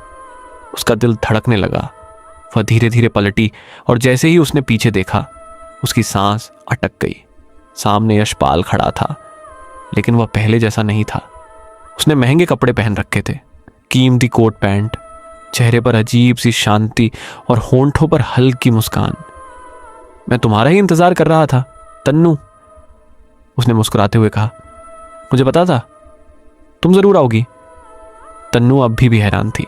उसने धीरे से पूछा, ये सब क्या है यशपाल? यहां तो तुम्हारा पुराना घर था। इतनी बड़ी कोठी इतनी जल्दी कैसे? कुछ पल की खामोशी। यशपाल की मुस्कान धीरे धीरे गहरी हो गई। उसने तन्नू की आंखों में देखते हुए कहा, इंसान जितना खुद को समझता है, वो उससे कहीं ज्यादा ताकतवर होता है। बस उसे अपनी ताकत का सही इस्तेमाल करना आना चाहिए। उसकी आवाज अब भारी हो गई। बस उसे अपनी ताकत का सही इस्तेमाल करना आना चाहिए। तन्नू को उसके शब्दों में कुछ अजीब सा लगा, कुछ जो पहले कभी नहीं था। और तभी पीछे कहीं से हल्की सी हंसी की आवाज गूंजी। एक औरत की हंसी, धीमी लेकिन बेहद खतरनाक। तन्नू का चेहरा डर से सख्त हो गया। उसने धीरे धीरे पीछे देखा, लेकिन वहां कोई नहीं था, सिर्फ खामोशी और दीवारों पर झिलमिलाती परछाइयां। यशपाल अब भी मुस्कुरा रहा था, लेकिन उसकी आंखों में कुछ बदल चुका था। अब दूर खड़ी खड़ी ही बातें करोगी या अंदर भी आओगी? यशपाल की आवाज में एक अजीब सा आत्मविश्वास था। तन्नू खुद को रोक नहीं पाई। वह दौड़ती हुई उसके पास आई और सीधे उससे लिपट गई। उसकी आंखों में पछतावा था और प्यार भी। वह धीरे धीरे अपने चेहरे को यशपाल के करीब लाने लगी, लेकिन तभी धड़ाम, जैसे किसी अदृश्य ताकत ने पूरी ताकत से उसे पीछे धक्का दिया हो। तन्नू जोर से चीखी और उड़ती हुई दीवार से जा टकराई। वह दर्द से कराह उठी, घबराकर उठी और इधर उधर देखने लगी। कौन है? लेकिन वहां कोई नहीं था, सिर्फ सन्नाटा और यशपाल, जो सब कुछ जानता था, क्योंकि उसके ठीक सामने यक्षिणी खड़ी थी, गुस्से से भरी हुई। उसकी आंखें खून की तरह लाल और नजरें ऐसी मानो अभी यशपाल को निगल जाएगी। यशपाल के शरीर में सिहरन दौड़ गई। यक्षिणी ने ठंडी लेकिन खतरनाक आवाज में कहा, मैंने तुम्हें हर सुख दिया जो एक स्त्री दे सकती है, फिर भी तुम्हारा दिल नहीं भरा। उसकी आवाज और भी भारी हो गई। तुम्हारे होंठ अब इस लड़की तक पहुंच गए। यशपाल घबरा गया। 3 महीनों में उसने यक्षिणी को कभी इस रूप में नहीं देखा था। वह कांपती आवाज में बोला, तन्नू, मेरा प्यार है, मैं उससे प्यार करता हूं। सच कहूं तो मैंने ये सब उसी के लिए किया। उधर तन्नू अब डर चुकी थी। उसने देखा यशपाल किसी से बात कर रहा है, लेकिन वहां कोई नहीं था। वो चीख पड़ी, यशपाल तुम किससे बात कर रहे हो? यहां तो सिर्फ हम दोनों हैं। मुझे धक्का किसने दिया? लेकिन यशपाल ने उसकी बात जैसे सुनी ही नहीं। उसकी नजरें अब भी उसी अदृश्य यक्षिणी पर टिकी थीं। यक्षिणी का गुस्सा अब और बढ़ चुका था। मैंने तुमसे कहा था मैं तुम्हारी हर इच्छा पूरी करूंगी, सिवाय एक बात के। उसकी आवाज गूंज उठी कि तुम मेरे अलावा किसी और स्त्री को हाथ नहीं लगाओगे। यशपाल पीछे हट गया। उसकी आवाज कांप रही थी। ये मेरा प्यार है, मैं इसे कैसे छोड़ दूं? यक्षिणी की आंखें और भी भयानक हो गईं। मुझे इससे कोई फर्क नहीं पड़ता। तुमने वादा किया था और अब तुमने अपनी शर्त तोड़ दी। कुछ पल की खामोशी, फिर यक्षिणी ने धीरे से कहा, और एक बात तुम्हें याद है, मेरी पहली शर्त? यशपाल के चेहरे का रंग उड़ गया। कौन सी? यक्षिणी उसके बेहद करीब आ गई। उसकी सांसें ठंडी थीं। हर रात तुम मेरे लिए कच्चा मांस लाओगे। यशपाल हकलाने लगा। लेकिन तुमने तो कभी 3 महीने हो गए, तुमने मुझसे कभी कुछ नहीं मांगा। यक्षिणी मुस्कुराई, लेकिन इस बार उसकी मुस्कान डरावनी थी। अगर नहीं मांगा तो इसका मतलब ये नहीं कि मैं कभी नहीं मांगूंगी। उसकी आंखें चमक उठी। अब समय आ गया है। वह धीरे धीरे बोली, ध्यान से सुनो यशपाल, वो मांस। कुछ पल के लिए हवा थम गई और फिर उसने फुसफुसाते हुए कहा, इंसानों का मांस है। तन्नू की सांसें तेज हो गईं। उसे कुछ समझ नहीं आ रहा था, लेकिन उसे इतना जरूर महसूस हो रहा था कि इस घर में कुछ बहुत गलत है और शायद अब बहुत देर हो चुकी है। यक्षिणी की आंखें अब जलते हुए अंगारों जैसी हो चुकी थी। वह धीमे धीमे बोली, मुझे इस लड़की का मांस चाहिए। कमरे की हवा जैसे जम गई, और यह काम तुम्हें खुद करना होगा। उसकी आवाज अब आदेश में बदल चुकी थी। अपने ही हाथों से तन्नू को मारो और उसका मांस मेरे सामने परोस कर रखो। ये सुनते ही यशपाल के पैरों तले जमीन खिसक गई। उसकी सांसें तेज हो गई। वह कांपती आवाज में बोला, ये कैसी बातें कर रही हो तुम? मैं तन्नू को कैसे मार सकता हूं? उसकी आंखों में आंसू भर आए। मैं उससे बेइंतहा प्यार करता हूं। मैं तो उसके बिना जीने की सोच भी नहीं सकता। वह लगभग गिड़गिड़ाने लगा, नहीं, ये मुझसे नहीं होगा, ये नामुमकिन है। यक्षिणी का चेहरा अचानक बदल गया। उसकी खूबसूरत सूरत धीरे धीरे विकृत होने लगी। उसका चेहरा एक डरावने जीव जैसा हो गया। आंखों से जैसे आग निकल रही हो, और फिर उसकी नजरें सीधे यशपाल की आंखों में जा टिकी। कुछ था उन आंखों में, कुछ जो इंसानी नहीं था। यशपाल उन आंखों में देखता गया, और धीरे धीरे उसका डर, उसका प्यार, उसकी यादें, सब कुछ धुंधला होने लगा। उसका चेहरा खाली हो गया, जैसे उसकी आत्मा अब उसकी अपनी नहीं रही। अब वह एक कठपुतली बन चुका था। यक्षिणी की आवाज गूंजी, जाओ उसे खत्म कर दो। यह सुनते ही यशपाल ने धीरे धीरे टेबल पर रखा चाकू उठा लिया। तन्नू ने यह देखा और उसके चेहरे का रंग उड़ गया। यशपाल, वह चीख पड़ी, तुम ये क्या कर रहे हो? तुम मुझसे प्यार करते हो, तुम अपने होश में नहीं हो। प्लीज खुद को संभालो। लेकिन यशपाल की आंखें अब खाली थीं। वह बिना कुछ बोले धीरे धीरे उसकी ओर बढ़ने लगा, हर कदम मौत की तरफ बढ़ता हुआ। तन्नू पीछे हटती गई। उसका दिल जोर जोर से धड़क रहा था। नहीं यशपाल, तुम मुझे नहीं मार सकते। लेकिन उसकी आवाज अब उस तक पहुंच ही नहीं रही थी। और फिर एक पल, एक खामोश डरावना पल, और सब कुछ बदल गया। कमरे में सन्नाटा छा गया। समय जैसे ठहर गया। तन्नू फर्श पर गिर चुकी थी। उसकी सांसें धीरे धीरे टूट रही थीं, और यशपाल वहीं खड़ा था, हाथ में चाकू लिए, बिल्कुल स्थिर, जैसे उसे एहसास ही नहीं कि उसने क्या कर दिया। कमरे में फैलती खामोशी के बीच एक धीमी, खतरनाक हंसी गूंजी। यक्षिणी की उसकी आंखों में एक अजीब सी चमक थी, मानो उसे वही मिल गया हो जिसका वह इंतजार कर रही थी। और यशपाल अब भी बिना कुछ महसूस किए बस खड़ा था, एक कठपुतली की तरह, कमरे में पसरे उस डरावने सन्नाटे के बीच अचानक दरवाजा जोर से खुला। धड़ाम! एक लंबा चौड़ा खतरनाक सा दिखने वाला आदमी अंदर घुसा। उसकी आंखें कमरे का मंजर देखकर फैल गई। फर्श पर तन्नू की लाश पड़ी थी, चारों ओर खून फैला हुआ था। उसने हैरत और गुस्से से यशपाल की ओर देखा। अबे साले, इसे तो हम उठाने के लिए उसके घर गए थे, लेकिन ये वहां नहीं मिली। मुझे पहले से ही यकीन था ये जरूर तुझसे मिलने आई होगी। वह आगे बढ़ा, लेकिन यहां आकर तो पूरा खेल ही बदल गया। तेरे उस टूटे फूटे घर की जगह ये आलीशान कोठी। 3 महीने में उसकी आवाज और ऊंची हो गई। और साले, तूने अपनी ही गर्लफ्रेंड को मार दिया। लेकिन यशपाल चुप था, बिल्कुल खामोश।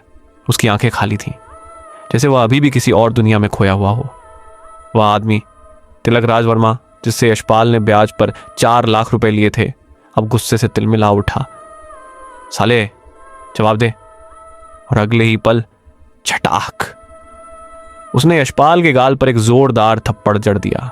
थप्पड़ की आवाज पूरे कमरे में गूंज उठी और उसी के साथ जैसे यशपाल का सम्मोहन टूट गया, उसकी आंखों में हरकत आई। वह जैसे अचानक हकीकत में लौट आया। उसने घबराकर चारों ओर देखा और फिर उसकी नजर पड़ी तन्नू की लाश पर। उसका चेहरा एकदम सफेद पड़ गया। ये मैंने क्या कर दिया?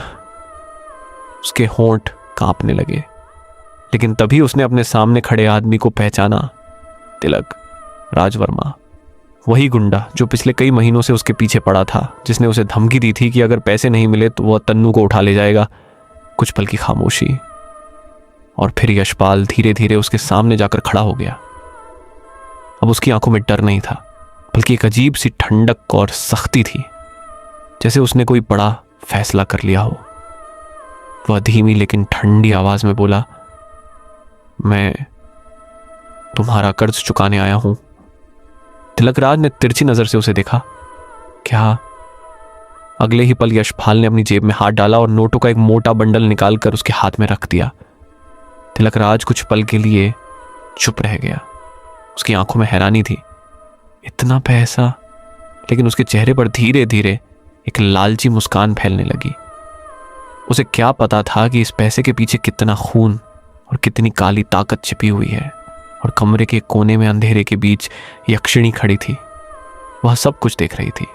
उसके होठों पर धीरे धीरे एक खतरनाक मुस्कान फैल रही थी, क्योंकि खेल अभी खत्म नहीं हुआ था, बल्कि अब असली खेल शुरू हुआ था। वर्मा कुछ पल तक उन पैसों को घूरता रहा। उसकी भौहें सिकुड़ गई। इतने पैसे? वह धीरे धीरे बोला, कहां से आए तेरे पास? उसकी आवाज में शक साफ था। कहीं डाका वाका तो नहीं डाल दिया तूने? यशपाल के होठों पर हल्की सी मुस्कान आई, लेकिन उसकी आंखें पूरी तरह ठंडी थीं, बिना किसी डर के। वह धीरे से बोला, उससे तुम्हें कोई मतलब नहीं। उसकी आवाज में एक अजीब सा भारीपन था, जैसे वह पहले वाला यशपाल रहा ही ना हो। इतना कहकर वह पलटा और बिना पीछे देखे वहां से चल पड़ा। उसके कदम धीमे लेकिन मजबूत थे। वर्मा बस उसे जाता हुआ देखता रह गया। उसके हाथ में पकड़े नोट अब उसे अजीब लगने लगे थे, जैसे उनमें सिर्फ पैसा नहीं, कोई राज, कोई खून और कोई काली ताकत छुपी हो। वह कुछ देर तक उन्हें घूरता रहा, फिर बुदबुदाया, इतने पैसे, वो भी अचानक। उसके चेहरे पर अब सिर्फ शक नहीं, डर भी था। कुछ तो गड़बड़ है। कमरे में हल्का अंधेरा। वर्मा अकेला बैठा था, लेकिन उसका मन शांत नहीं था। बार बार उसे वही बात याद आ रही थी, वही नोट, वही खामोश यशपाल। आखिरकार उसने फोन उठाया और अपने एक आदमी को कॉल लगाया। सुन, उसकी आवाज धीमी थी, मुझे यशपाल पर नजर रखनी है, पता करो ये पैसे कहां से आए। फोन कट गया, लेकिन वर्मा की बेचैनी नहीं। अगली सुबह फोन की घंटी बजी। वर्मा ने तुरंत कॉल उठाया। हाँ बोल, उधर से आवाज आई, थोड़ी घबराई हुई। साहब, कल रात शहर में एक बड़ी चोरी हुई है। वर्मा का दिल जोर से धड़कने लगा। कितने की? कुछ पल की खामोशी, फिर जवाब आया, ठीक 4 लाख की। दप्पा! वर्मा के हाथ से फोन छूटकर गिर गया। उसका चेहरा सफेद पड़ गया, माथे पर पसीना चमकने लगा, उसके होंठ कांपने लगे। तो क्या यशपाल ने सच में? उसकी सांसें तेज हो गई, लेकिन अंदर कहीं उसे लग रहा था यह सिर्फ चोरी नहीं है, कुछ और है, कुछ जो इंसानी नहीं है। और सच भी यही था, क्योंकि उसी वक्त यशपाल अपने कमरे में अकेला नहीं था। उसके पीछे अंधेरे में यक्षिणी खड़ी थी। उसकी आंखें चमक रही थी और होंठों पर एक धीमी खतरनाक मुस्कान थी। वह फुसफुसाई, अब अगला नंबर। लेकिन कुछ पल का सन्नाटा, और फिर उसने धीरे से कहा, तिलक राज वर्मा का है। उसी रात कमरे में हल्की रोशनी थी और एक अजीब सा सन्नाटा पसरा हुआ था। यशपाल अकेला बैठा था। उसके सामने एक पुरानी फोटो रखी थी जिसमें वह खुद, तिलक, राज वर्मा और एक तीसरा आदमी साथ खड़े थे। यशपाल उस फोटो को घूरते हुए धीमी लेकिन ठंडी आवाज में बोला, खर्च तो मैंने चुका दिया वर्मा, अब हिसाब बराबर करने की बारी मेरी है। तभी अचानक कमरे की लाइट झपकने लगी। हवा में एक अजीब सी घुटन भर गई। अगले ही पल दरवाजा जोर से खुला, डड़ाम, और तिलक राज वर्मा अपने आदमियों के साथ अंदर आ गया। सबके चेहरे पर एक ही इरादा साफ झलक रहा था, आज यशपाल को जिंदा नहीं छोड़ना है। वर्मा मुस्कुराते हुए बोला, बहुत पैसे आ गए तेरे पास, अब जान भी दे दे। उसके इशारे पर उसके आदमी धीरे धीरे यशपाल की तरफ बढ़ने लगे। यशपाल के कदम जैसे जमीन में धंस गए थे। उसका गला सूख गया। चारों तरफ से घिरते उन लोगों को देखकर उसका दिल जोर जोर से धड़कने लगा। और तभी हवा में एक अजीब सी सिहरन दौड़ गई। कमरे का तापमान अचानक गिर गया। सांस लेना मुश्किल हो गया। अंधेरे के बीच एक साया उभरा और धीरे धीरे आकार लेने लगा। अगले ही पल यक्षिणी उनके सामने खड़ी थी। उसकी आंखें अंगारों की तरह जल रही थीं। बाल बिखरे हुए थे और उसके चेहरे पर खौफ और भूख दोनों साफ दिखाई दे रहे थे। कोई कुछ समझ पाता उससे पहले ही वह टूट पड़ी। चीखें गूंज उठी।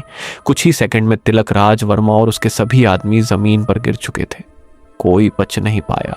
कमरा एकदम खामोश हो गया। चारों तरफ लाशें पड़ी थीं और हवा में खून की गंध तैर रही थी। यशपाल यह सब देखकर सन्न रह गया। उसका पूरा शरीर कांप रहा था। चेहरा पसीने से भीग चुका था। उसे समझ ही नहीं आ रहा था कि अभी अभी क्या हो गया। तभी यक्षिणी धीरे धीरे उसकी तरफ बढ़ने लगी। उसके कदम धीमे थे, लेकिन हर कदम के साथ डर बढ़ता जा रहा था। यशपाल का दिल जैसे सीने से बाहर आने को था। वह उसके बिल्कुल सामने आकर रुक गई और अचानक उसके बेहद करीब झुक गई। डर के मारे यशपाल ने अपनी आंखें बंद कर लीं। अगले ही पल यक्षिणी ने उसे अपनी बाहों में जकड़ लिया। उसकी पकड़ ठंडी और असामान्य रूप से मजबूत थी। यशपाल का शरीर जैसे सुन्न पड़ गया। वह न खुद को छुड़ा पा रहा था और न ही कुछ समझ पा रहा था। यक्षिणी उसके कंधों के पास झुकी। उसकी सांसें ठंडी और भारी थीं। ऐसा लग रहा था जैसे वह उसे महसूस कर रही हो, जैसे किसी पुराने एहसास को पहचानने की कोशिश कर रही हो। यशपाल की धड़कनें बेकाबू हो चुकी थीं। उसकी आंखों के सामने अभी अभी हुआ खून खराबा घूम रहा था और उधर यक्षिणी उसे अपने बेहद करीब खींचे हुए उसकी खुशबू महसूस कर रही थी। तभी अचानक उस खामोशी को चीरती हुई मोबाइल की तेज घंटी बज उठी। यशपाल जैसे किसी गहरी तंद्रा से बाहर आया। उसने कांपते हाथों से फोन निकाला और बोला, हेलो। उसकी आवाज अभी भी डर से कांप रही थी। दूसरी तरफ से घबराई हुई आवाज आई, यशपाल जल्दी आ, तेरे दोस्त की हालत बहुत खराब है, उसे हॉस्पिटल में भर्ती किया है। ये सुनते ही यशपाल के चेहरे का रंग उड़ गया। क्या, कैसे? लेकिन दूसरी तरफ से बस इतना ही सुनाई दिया, तू बस जल्दी आ, और कॉल कट गया। कुछ पल के लिए यशपाल वहीं जड़ बनकर खड़ा रह गया। एक तरफ उसके सामने खड़ी वो रहस्यमयी यक्षिणी और दूसरी तरफ उसके दोस्त की जान खतरे में। उसका दिमाग जैसे काम करना बंद कर चुका था। उसने धीरे धीरे नजर उठाकर यक्षिणी की ओर देखा। वो अब भी उसे एक तक घूर रही थी। उसकी आंखों में एक अजीब सी पकड़ थी, जैसे वो उसे कहीं जाने नहीं देना चाहती। यशपाल ने हिम्मत जुटाई, एक कदम पीछे लिया, फिर दूसरा। मुझे खिंच जाना होगा। उसकी आवाज़ धीमी लेकिन डरी हुई थी। यक्षिणी चुप रही, बस उसकी आंखें और गहरी हो गईं।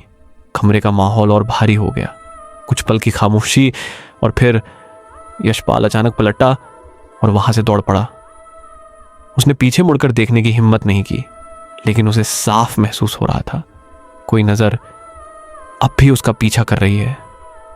उधर दोस्त के एक्सीडेंट की खबर जैसे ही अन्नू को मिली, उसका दिल घबरा उठा। उसने तुरंत सोचा, यशपाल के घर चलते हैं, वहीं से साथ में हॉस्पिटल निकल जाएंगे। बिना उसे फोन किए ही वह सीधे उसके घर पहुंच गई। लेकिन जैसे ही वह घर के सामने पहुंची, वह ठिठक गई। कुछ अजीब था वहां। चारों तरफ गहरा सन्नाटा, ना कोई आवाज, ना कोई हलचल, जैसे वो जगह जिंदा ही ना हो। अन्नू ने धीरे से बेल दबाई। ट्रिन ट्रिन, कोई जवाब नहीं। उसने दोबारा दबाई, फिर बार बार, लेकिन अंदर से सिर्फ खामोशी। अब उसका डर बढ़ने लगा, उसकी सांसें तेज हो गईं। उसने कांपते हाथों से दरवाजे को हल्का सा धक्का दिया और दरवाजा झर्र की आवाज के साथ खुद ब खुद खुल गया। अन्नू का दिल जोर जोर से धड़कने लगा। वह धीरे धीरे अंदर कदम रखती है और जैसे ही उसकी नजर सामने जाती है, उसकी आंखें फटी की फटी रह जाती हैं। कमरे के अंदर सब कुछ बिखरा हुआ था। महंगे फर्नीचर, टूटे हुए कांच और फर्श पर सूखा हुआ खून। हवा में एक अजीब सी बदबू थी, जैसे कुछ बहुत भयानक यहां हो चुका हो। अन्नू का गला सूख गया। वह कांपते हुए आगे बढ़ी। यशपाल, उसकी आवाज बहुत धीमी थी, लेकिन तभी पीछे कहीं से धीमी डरावनी हंसी की आवाज आई। अन्नू का शरीर एकदम से सख्त हो गया। उसने धीरे धीरे पीछे मुड़कर देखा, लेकिन वहां कोई नहीं था, सिर्फ दीवारों पर हिलती हुई परछाइयां और एक एहसास कि वो वहां अकेली नहीं है। चारों तरफ खून ही खून बिखरा पड़ा था। फर्श, दीवारें, यहां तक कि छत के कोनों तक लाल छींटों से भरी हुई थी। और वहीं जमीन पर तिलक राज वर्मा और उसके साथियों की लाशें पड़ी थीं, लेकिन वो लाशें अब इंसानी कम और मांस के फटे हुए टुकड़ों जैसी ज्यादा लग रही थी, जैसे किसी दरिंदे ने उन्हें बेरहमी से नोच डाला हो। अन्नू के होंठ खुल गए, लेकिन आवाज उसके गले में ही अटक गई। उसका पूरा शरीर बुरी तरह कांपने लगा। ये क्या? उसकी आंखों में डर साफ दिख रहा था।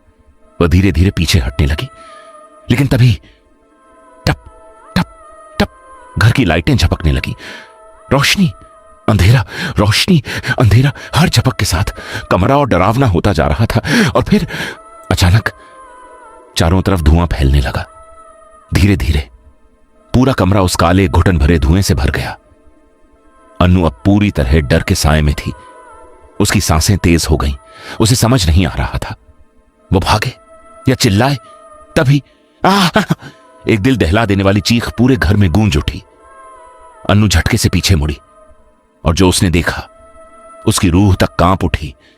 उसके ठीक पीछे यक्षिणी खड़ी थी। उसकी आंखें खून की तरह लाल, चेहरा गुस्से और भूख से विकृत, और उसका पूरा शरीर ताजे खून से लथपथ। उसके होंठों पर एक खतरनाक मुस्कान थी। वो अन्नू को ऐसे घूर रही थी जैसे कोई शिकारी अपने शिकार को देखता है। अन्नू की सांस रुक गई। वह कुछ बोल भी नहीं पाई। उसका शरीर जैसे जड़ हो गया और अगले ही पल यक्षिणी बिजली की रफ्तार से उसकी ओर झपटी और उसने अन्नू का गला एक ही झटके में पकड़ लिया। अन्नू हवा में उठ गई। उसके हाथ पैर बेतहाशा छटपटाने लगे। उसकी आंखें डर से बाहर निकल आईं। वह खुद को छुड़ाने की पूरी कोशिश कर रही थी, लेकिन यक्षिणी की पकड़ लोहे से भी ज्यादा मजबूत थी। अन्नू की आवाज धीरे धीरे दम तोड़ने लगी। उसकी छटपटाहट कम होती गई और फिर एक आखिरी झटका और सब कुछ खत्म हो गया। कुछ सेकंड बाद यक्षिणी ने उसे बेजान शरीर की तरह नीचे फेंक दिया। कमरा फिर से शांत हो गया। सिर्फ दीवारों से टपकता खून और हवा में फैली मौत की गंध गवाही दे रही थी कि यहां कुछ बहुत ही भयानक हो चुका है। सिर्फ दीवारों से टपकता हुआ खून और उस डरावनी हंसी की गूंज घर में फैल चुकी थी। कुछ देर बाद यशपाल घबराया हुआ अपने घर पहुंचा। उसका दिल अभी भी जोर जोर से धड़क रहा था। एक तरफ हॉस्पिटल में दोस्त की हालत और दूसरी तरफ इस घर का अनजाना डर, दोनों उसके दिमाग में घूम रहे थे। जैसे ही उसने दरवाजे के अंदर कदम रखा, अचानक उसका पैर किसी चीज से टकराया। धप! वह जोर से नीचे गिर पड़ा। कुछ पल के लिए उसकी सांस जैसे रुक गई। वह घबराकर हाथों के सहारे उठने लगा, लेकिन तभी उसका हाथ किसी गीली चीज पर पड़ा। वह सिहर उठा। धीरे धीरे उसने नीचे देखा और उसके होश उड़ गए। फर्श पर तन्नू की लाश पड़ी थी। उसका चेहरा बिल्कुल शांत, लेकिन शरीर खून से लथपथ। यह देखते ही यशपाल की आंखों से आंसू बहने लगे। तन्नू! वह चीख पड़ा। वह रेंगता हुआ उसके पास गया और उसे अपनी गोद में उठाने की कोशिश करने लगा, लेकिन तभी उसकी नजर सामने पड़ी और उसका खून जम गया। सामने अंधेरे में यक्षिणी बैठी थी और वह तन्नू के शरीर का मांस खा रही थी। उसके होंठों पर खून लगा हुआ था और वो मुस्कुराते हुए यशपाल को देख रही थी। यशपाल की चीख निकल गई। ये क्या कर दिया तुमने? तुमने इसे मार दिया। यक्षिणी धीरे धीरे खड़ी हुई। उसके चेहरे पर ठंडी मुस्कान थी। मैंने नहीं मारा, उसने धीमी आवाज में कहा। इसे तुमने मारा है। यशपाल का दिल जैसे टूट गया। नहीं, वह जोर से चिल्लाया। मैं अपनी तन्नू को कैसे मार सकता हूं? मैं उससे प्यार करता था। उसकी आवाज टूटने लगी। अब मैं उसके बिना कैसे जीऊंगा? वह फूट फूट कर रोने लगा। यक्षिणी हंसी, एक कड़वी डरावनी हंसी। यशपाल, तुमने मेरी शर्त कबूल की थी कि तुम मेरी हर बात मानोगे। उसकी आंखें चमक उठी, लेकिन तुमने इनकार कर दिया और तुम ये नहीं जानते। वह उसके बेहद करीब आ गई कि मैं अपनी बात मनवाना भी जानती हूं। उसकी आवाज अब भारी और खतरनाक हो गई। तुम सिर्फ मेरे हो, सिर्फ मेरे। तुम सिर्फ मुझसे ही सुख पाओगे, किसी और से नहीं। यह सुनकर यशपाल के अंदर कुछ टूट गया। उसके चेहरे पर अब दर्द नहीं, गुस्सा था, नफरत थी। वह धीरे धीरे खड़ा हुआ। उसकी आंखें लाल हो चुकी थीं। नहीं, वह जोर से बोला, मुझे यह सब नहीं चाहिए था। मैंने यह सब तन्नू के लिए किया था। उसने तन्नू की लाश की ओर देखा और उसकी आवाज भर्रा गई। जब वो ही नहीं रही तो इस जिंदगी का क्या मतलब? कुछ पल की खामोशी, फिर उसने सीधे यक्षिणी की आंखों में देखा और ठंडी आवाज में बोला, तुम अभी इसी वक्त यहां से चली जाओ। कमरे में सन्नाटा छा गया। यक्षिणी कुछ पल तक उसे देखती रही, फिर उसके होंठों पर एक अजीब सी मुस्कान आई। ऐसी मुस्कान जो आने वाले तूफान का इशारा कर रही थी। मैं तुम्हारी शक्ल भी देखना नहीं चाहता। यशपाल की यह बात सुनते ही यक्षिणी जोर जोर से हंसने लगी। उसकी हंसी पूरे कमरे में गूंज उठी, दीवारें तक कांपने लगीं। फिर उसने बेहद डरावने अंदाज में कहा, तुम इंसान बड़े एहसान फरामोश होते हो। भूल गए ये ऐशो आराम, ये बेतहाशा दौलत, ये सब मैंने तुझे दी है। उसकी आंखों में अब आग जल रही थी। उधर यशपाल को अकेले बात करते देख तिलक राज वर्मा का गुस्सा बढ़ गया। उसे लगा यशपाल का दिमाग खराब हो चुका है। अबे ये क्या नौटंकी लगा रखी है? वह चिल्लाया, किससे बातें कर रहा है? यहां तो कोई नहीं है हम दोनों के अलावा। उसने गुस्से में तन्नू की लाश की ओर इशारा किया। और ये तूने कैसे मार दिया इसे? मुझे बेवकूफ बना रहा है क्या? वह और करीब आया। चल मेरे पैसे निकाल और 3% ब्याज के साथ। लेकिन उसकी बात पूरी भी नहीं हुई थी कि अचानक हवा जम गई। कमरे का तापमान गिर गया और अगले ही पल यक्षिणी उसके सामने प्रकट हो गई। तिलक राज वर्मा के होश उड़ गए। उसकी आंखें डर से फैल गईं। वह कुछ समझ ही नहीं पाया। कुछ बोलने की कोशिश ही कर रहा था कि यक्षिणी ने धीरे धीरे अपना मुंह खोला। यशपाल ने देखा उसके मुंह से काला धुआं निकलने लगा, घना, जीवित सा। और फिर वो धुआं आकार लेने लगा। एक नहीं, कई चेहरे, डरावने, विकृत। और अगले ही पल यशपाल का दिल दहल गया। वो सभी चेहरे उन्हीं लोगों के थे जो पिछले 3 महीनों में रहस्यमयी तरीके से मारे गए थे। उनकी आंखें खाली थीं, चेहरे फटे हुए, और उनके मुंह से अजीब आवाजें निकल रही थीं।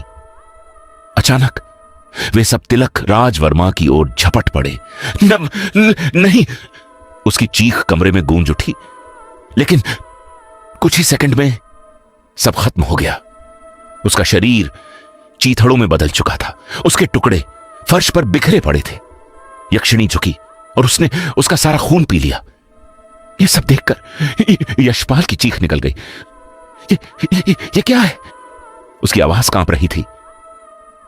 तुम्हारे मुंह से जो काला धुआं निकला वो सब वो उन्हीं लोगों के चेहरे थे जो मारे गए थे। ये सब हो क्या रहा है?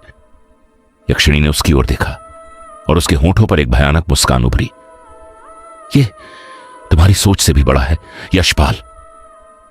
तुम सोच भी नहीं सकते कि अब आगे क्या होने वाला है। अचानक जमीन हिलने लगी, दीवारें कांपने लगी। यशपाल घबरा गया। नहीं, वह चिल्लाया और वहां से भाग खड़ा हुआ। रात के ठीक 2 बजे गौरव और विकी अपने कमरे में सो रहे थे। अचानक थक थक थक दरवाजे पर दस्तक हुई। विकी की आंख खुल गई। उसने करवट लेकर देखा, गौरव गहरी नींद में था। गौरव उठो, विकी ने धीरे से कहा। गौरव की आंख खुली। क्या हुआ? वह उनींदी आवाज में बोला, किसी ने दरवाजा खटखटाया। गौरव उठा। कुछ पल सुना, लेकिन अब सन्नाटा था। कुछ नहीं, शायद तुम्हें वहम हुआ होगा, वह बोला। लेकिन विकी अचानक रहस्यमयी तरीके से मुस्कुराने लगी। हां, शायद, उसने धीमे से कहा और वापस जाकर लेट गई। गौरव को उसका यह व्यवहार अजीब लगा। उसने खिड़की से बाहर देखा। आसमान पूरी तरह काला था। उधर उसी समय जंगल के अंदर अघोरानाथ अपने शिष्य के साथ ध्यान में मग्न बैठा था। सामने आग जल रही थी, लपटें हवा में कांप रही थीं। कुछ देर बाद अघोरानाथ ने लाल सिंदूर उठाया और उसे आग में फेंक दिया। जैसे ही सिंदूर आग में गिरा, लपटें भड़क उठी और उनमें से एक परछाई निकली। वो परछाई धीरे धीरे एक तेजस्वी पुरुष के रूप में बदल गई। अघोरानाथ तुरंत उसके चरणों में गिर पड़ा। क्षमा कीजिए गुरुदेव, जो मैंने आपको बुलाने का कष्ट दिया, गुरु ने गंभीर स्वर में कहा। उठो अघोरानाथ, बताओ क्यों बुलाया है मुझे? अघोरानाथ ने सारी घटना विस्तार से सुना दी। गुरु ने आंखें बंद कर ली, जैसे वो कुछ देख रहे हों। कुछ पल बाद उन्होंने आंखें खोली। उनके चेहरे पर चिंता साफ थी और फिर उन्होंने बेहद गंभीर आवाज में कहा, तुमने जिस शक्ति का नाम लिया है वो सिर्फ एक यक्षिणी नहीं है, वो एक द्वार है। एक ऐसा द्वार जिसके खुलते ही सिर्फ एक नहीं, पूरी दूसरी दुनिया इस लोक में प्रवेश कर सकती है। कमरे की आग अचानक तेज भड़क उठी और हवा में एक ही शब्द गूंजा, विनाश। मैं अपनी दिव्य दृष्टि से सब देख रहा हूं। गुरुदेव की भारी और गूंजती हुई आवाज जंगल की खामोशी को चीर गई। अघोरानाथ और रघुनाथ बाबा दोनों ही सन्न रह गए। गुरु की आंखों में एक अजीब सी चमक थी, जैसे वो किसी ऐसी सच्चाई को देख रहे हों जिसे जानना ही विनाश को बुलाना हो। उन्होंने धीमे लेकिन बेहद गंभीर स्वर में कहा, तुम जिस यक्षिणी की बात कर रहे हो वह कोई साधारण यक्षिणी नहीं है। वह यक्षलोक से निकाली गई एक बेहद खतरनाक यक्षिणी है। यह सुनते ही रघुनाथ बाबा के चेहरे का रंग उड़ गया। यक्षलोक से निकाली गई यक्षिणी? मैं कुछ समझा नहीं गुरुदेव। गुरु ने गहरी सांस ली और उनकी आवाज धीरे धीरे अतीत की गहराइयों में उतरने लगी। हजारों साल पहले की बात है। दोनों अंधेरे जंगल में आगे बढ़ने लगे। करीब आधे घंटे बाद यशपाल के कदम रुक गए। उसके सामने एक अजीब सा टूटा फूटा पुराना मंदिर खड़ा था। दीवारें काली, दरवाजे जर्जर और उसके आसपास एक अजीब सी डरावनी ऊर्जा फैल रही थी। यशपाल ने कांपते हुए पूछा, यह कैसा मंदिर है बाबा?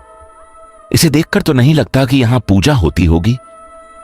अघोरानाथ ने उसकी ओर देखा और धीमी लेकिन खौफनाक आवाज में कहा, यहां भगवान की पूजा नहीं होती, यहां शैतान की पूजा होती है। कुछ पल की खामोशी छाई। हवा तेज चलने लगी। तभी मंदिर के अंदर से एक गूंजती हुई डरावनी आवाज आई, जैसे कोई उनका इंतजार कर रहा हो। तुझे उस मंदिर के अंदर जाना होगा। अघोरानाथ की आवाज गूंजी, मैं उस मंदिर में प्रवेश नहीं कर सकता। जैसे ही तू अंदर जाएगा तुझे एक दरवाजा मिलेगा। वह इस दुनिया का नहीं होगा, वह होगा भ्रम की दुनिया का द्वार। अंदर जो भी दिखे उस पर विश्वास मत करना, बस उस प्राचीन काली किताब को उठाकर बाहर ले आना। यशपाल ने गहरी सांस ली और अंदर चला गया।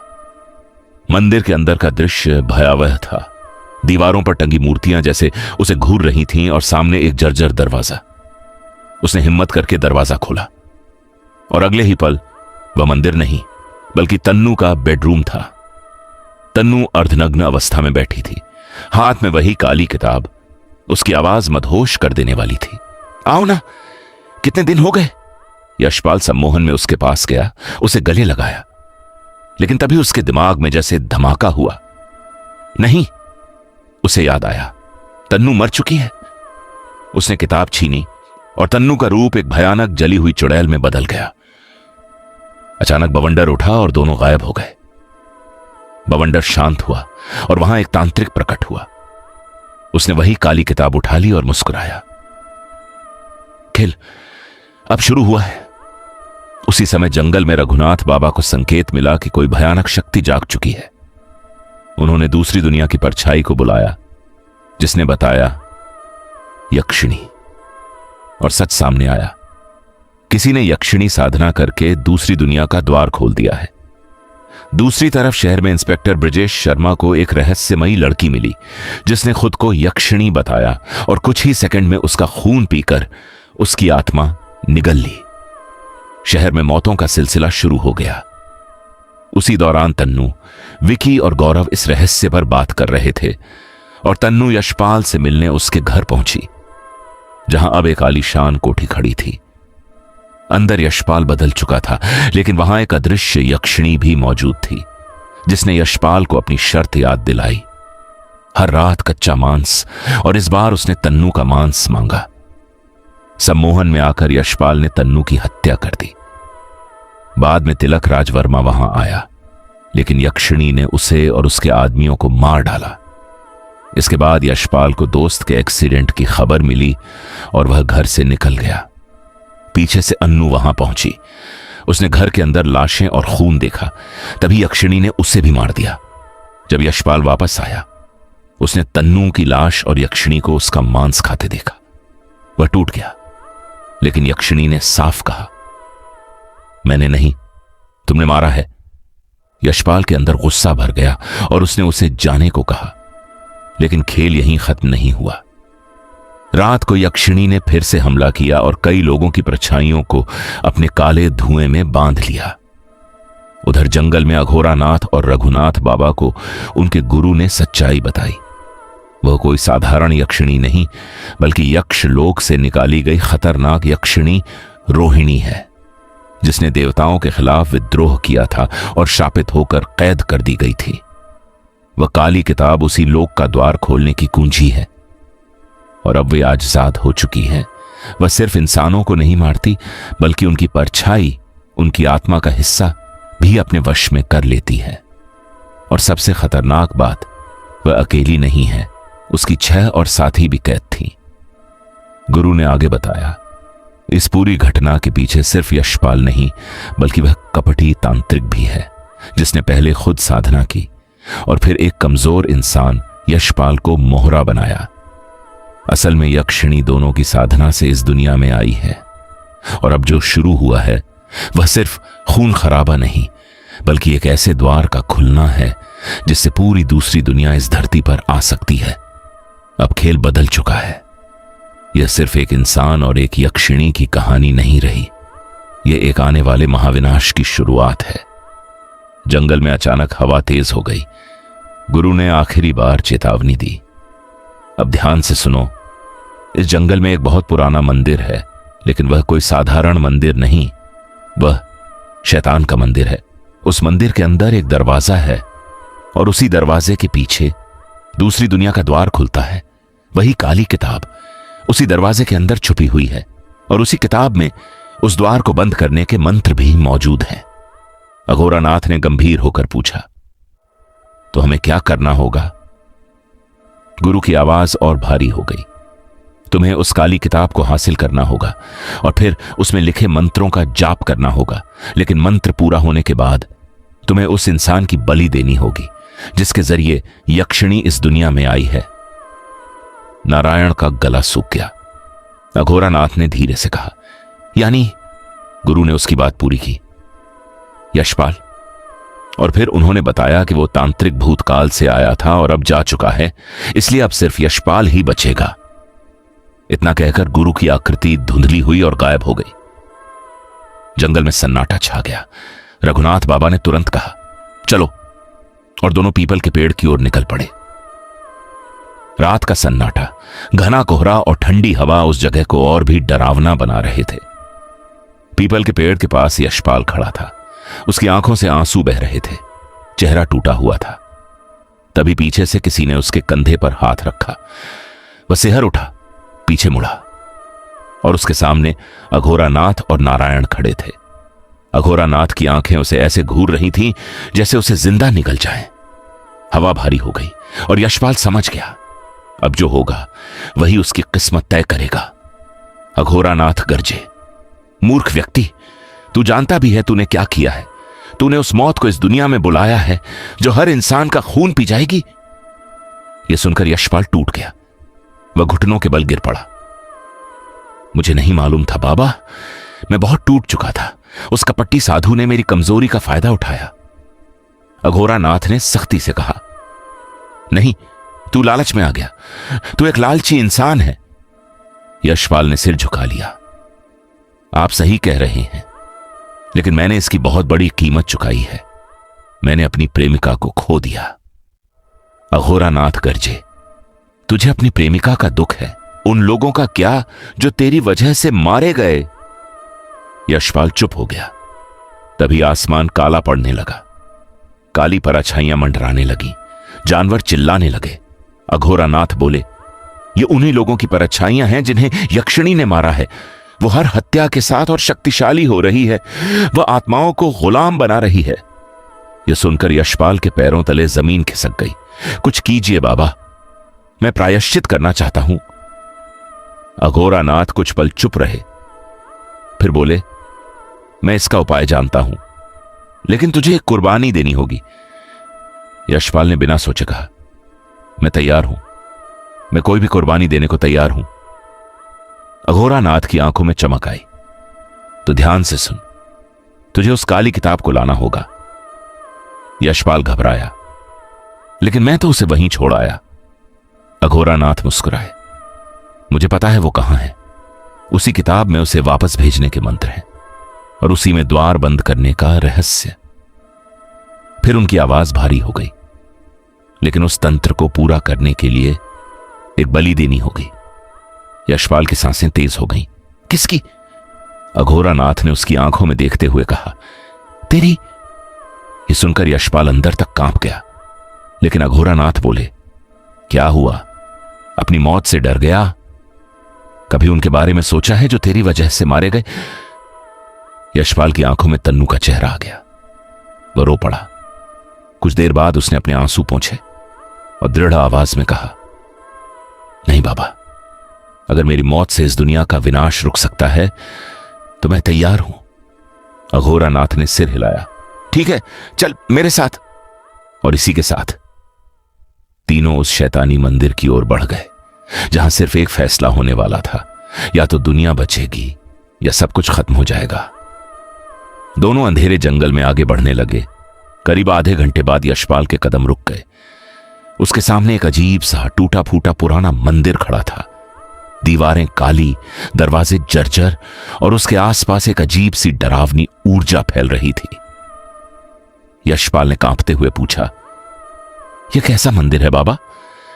इसे देखकर तो नहीं लगता कि यहां पूजा होती होगी। अघोरानाथ ने उसकी ओर देखा और धीमी लेकिन खौफनाक आवाज में कहा, यहां भगवान की पूजा नहीं होती। कुछ पल की खामोशी छा गई। हवा तेज चलने लगी। फिर उन्होंने कहा, यहां शैतान की पूजा होती है। मंदिर के अंदर से अचानक एक गूंजती हुई डरावनी आवाज आई, जैसे कोई उनका इंतजार कर रहा हो। तुझे उस मंदिर के अंदर जाना होगा। अघोरानाथ की आवाज गूंज उठी। मैं उस मंदिर में प्रवेश नहीं कर सकता। जैसे ही तू अंदर जाएगा, तुझे एक दरवाजा मिलेगा। वह दरवाजा इस दुनिया का नहीं होगा, वह होगा भ्रम की दुनिया का द्वार। यशपाल की सांसें तेज हो गईं। अंदर जाकर तुझे जो भी दिखाई दे, किसी भी चीज पर विश्वास मत करना। तुझे सिर्फ वह प्राचीन काली किताब उठाकर बाहर लानी है। यशपाल ने गहरी सांस ली। ठीक है बाबा।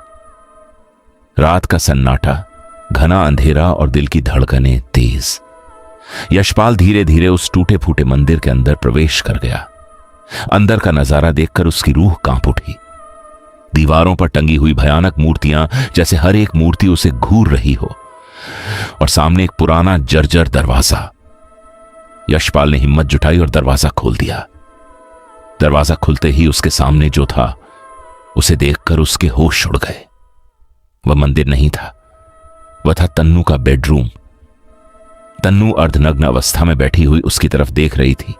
उसके हाथ में वही काली किताब थी। क्या देख रहे हो यशपाल? उसकी आवाज धीमी और मदहोश कर देने वाली थी। आओ ना, कितने दिन हो गए हमने साथ में रात नहीं बिताई। यशपाल जैसे सम्मोहन में आ गया। उसके कदम खुद ब खुद आगे बढ़ने लगे। वह दौड़ता हुआ तन्नू के पास गया और उसे गले लगा लिया। जैसे ही उसने उसे छुआ, उसके अंदर वासना की आग भड़क उठी। उसका शरीर कांपने लगा, दिमाग धुंधला होने लगा। लेकिन तभी धड़ाम, जैसे उसके दिमाग में कोई धमाका हुआ हो। नहीं, उसने खुद को झटका दिया। उसे याद आया, तन्नू तो मर चुकी है। यशपाल तुरंत पीछे हट गया। तू तन्नू नहीं है? तन्नू मुस्कुराई। तो क्या हुआ? प्यार तो वही है ना। अगर किताब चाहिए तो ले जाओ, लेकिन पहले मुझे जी भर के प्यार तो कर लो। अब यशपाल पूरी तरह समझ चुका था। वह झपट कर आगे बढ़ा और तन्नू के हाथ से किताब छीन ली। जैसे ही उसने किताब पकड़ी, तन्नू का चेहरा बदलने लगा। उसकी त्वचा जलने लगी, आंखें बाहर निकल आईं, चेहरा काला पड़ गया। कुछ ही सेकंड में वह एक भयानक जली हुई चुड़ैल बन गई। नहीं! उसकी चीख पूरे कमरे में गूंज उठी। अचानक दरवाजा बंद होने लगा। यशपाल पूरी ताकत से दौड़ा और आखिरी पल में दरवाजे से बाहर कूद गया। धड़ाम! दरवाजा उसके पीछे बंद हो गया। वह जमीन पर गिर पड़ा, सांसें तेज, शरीर कांप रहा था, लेकिन किताब उसके हाथ में थी। कुछ ही देर बाद वह भागता हुआ अघोरा नाथ के पास पहुंचा। बाबा, किताब? अघोरा नाथ ने किताब लेकर उसकी तरफ देखा। उनकी आंखों में पहली बार संतोष था।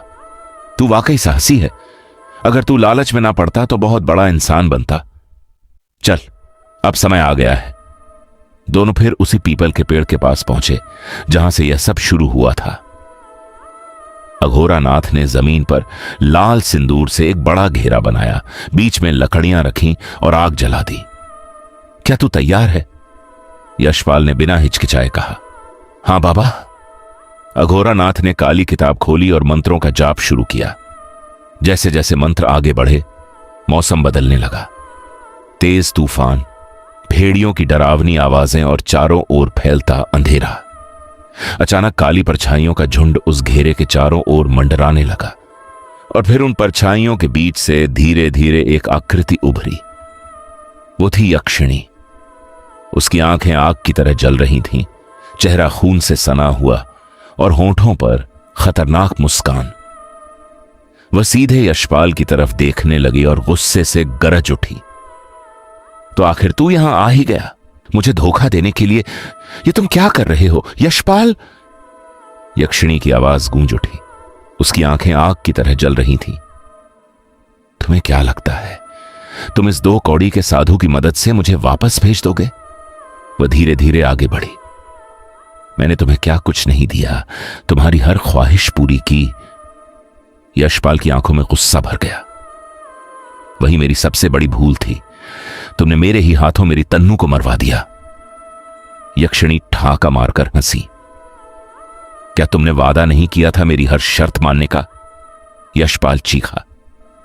मुझे नहीं पता था कि वह मांस इंसान का होगा। तभी अचानक काली परछाइयों में हलचल हुई और उनमें से तन्नू की परछाई निकलकर सामने आ गई। रोहिणी सही कह रही है। यशपाल, आ जाओ इस घेरे से बाहर। मैं तो हमेशा रोहिणी के साथ रहूंगी। यशपाल की आंखें डगमगाने लगी। उसका दिल टूटने लगा। वह उठने ही वाला था। रुक जाओ यशपाल! अघोरा नाथ चीख पड़े। वह तुम्हारी तन्नू नहीं है, वह उसकी काली परछाई है। तन्नू मर चुकी है। यशपाल ठिठक गया। तभी यक्षिणी ने एक भयानक चीख मारी। आहा! तेज तूफान उठा। हवा इतनी तेज चली कि सिंदूर का घेरा उड़ गया। घेरा टूट चुका था। अगले ही पल परछाइयों का झुंड नारायण पर टूट पड़ा।